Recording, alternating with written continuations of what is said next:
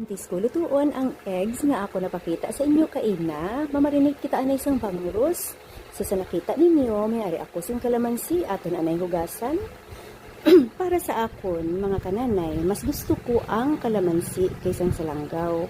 Kaya ang langgaw, kung hindi man lang siya halin sa lubi, madamo siya sang chemical. So diba, gusto natin maging healthy. So ang kalamansi is prutas lang. So sure, ikaw sini.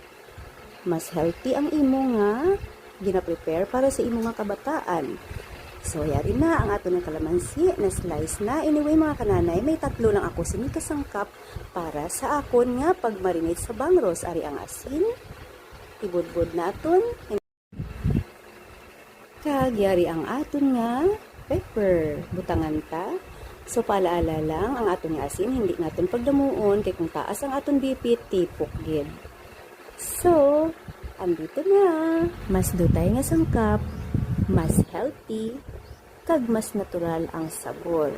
So after sini, hindi ko pa ni siya dayon paglutuon, ibutang ko ni siya danay sa ref, kay parang manuot-suot danay ang iya nga mga sabor sang kalamansi, asin, kag pepper sa aton nga bangros. So anyway mga kananay, ako na ini siya nga ginutod-utod ang bangros.